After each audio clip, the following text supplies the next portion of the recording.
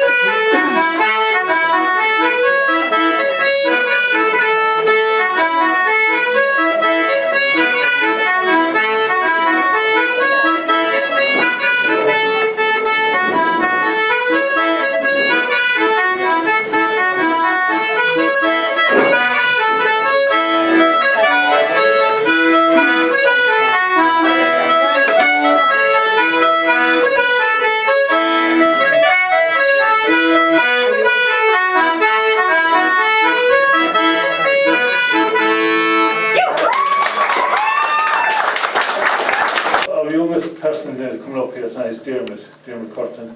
He's from Turnafulla, and in about 2 weeks' time he's in Flackyard here. He's going to do a lilting for us tonight. So Dermot Curtin.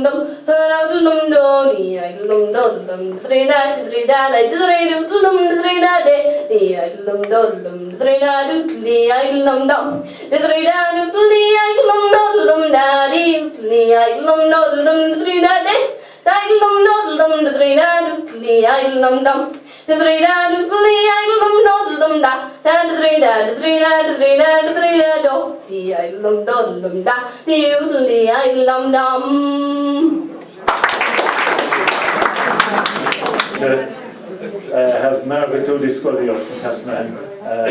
She's one of the founders of the Castleman Literary Journal. Good night, everybody. Good night, everybody. How do I follow all of this? And I'll give it a try anyway.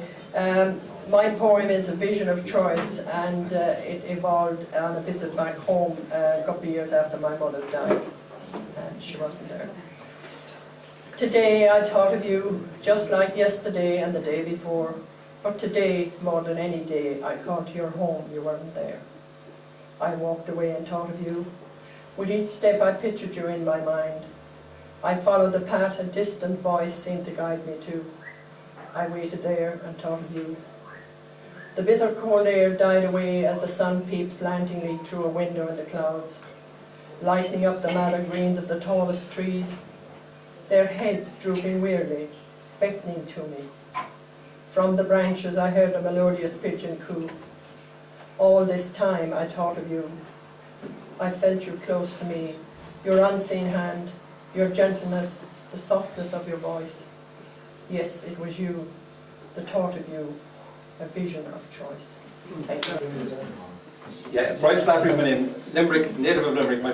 My mother's from Belfast, and it's very interesting listening to Mr. Erwin a while ago talking about Larne, because during the week I got a family chart that we've been working on, and my mother's mother is from Larne, and she married the boy next door, or second next door. So I'm very interested in that thing about being Larnians.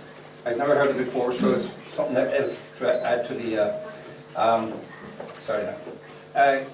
This is about my poem tonight. Here is gladiators and dragonflies. It's about being a little boy and growing up and out in the countryside and going to streams and so on and stuff like that.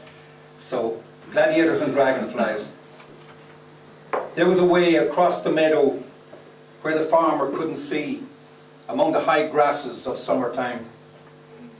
There was a place to find, secret, dark, between the bushes and trees, before we earned the magic splash of sunshine upon our face. Where we tiptoed upon the well-trodden shoulders of exposed roots, stooped to trespass the barbed tentacled grip of hanging thorns. Gladiators we were, with wooden swords, conquering the sweeping expanse of virgin greeneries like nomads, slashing and kicking with summer shoes, a slipstream trail across tufts of fresh pastures. There was a drop off the farmer's wall onto the country road, and we were on our way, throwing stones at blackbirds or crows, sitting vulture-like, waiting for us to die under the high midday summer sun. Gladiators we were, with timber swords and bows cut from sallies under the eye of the dragonfly. There was a place on the road where blackberries grew, hanging like ripened grape, clustering upon the bough, and we sipped the first wine of summer on the banks above the rippling stream, where lurking lamprey eels delight in how it feels to wait and watch in quiet retreat for a harvest of bare toes and feet, and then to swish the waters 4 places all at once and hear the screams of "Lamper!" then settle back to watch the scamper as white legs cut new paths in haste through rushes, rocks and picnic waste. With laughing fear we leaped the bank, but stood above, swords drawn, yet to be frank, still counted feet and toes, and quietly Jesus thank. For sure, it's our best summer yet. For sure, that 12-foot lamprey eel we'll not forget. While down below in much less number, the lamprey settled back to slumber, knowing it was fun for you, because for him 'twas summer too. There's a house on the bend of the road back, with a blue gate and a dog, with a fuck-off home bark, who chases us inside the safety of his fence, afraid to come out, knowing we are gladiators with swords and bows cut from sallies, right from under the eye of the dragonfly. Called Fool's Gold.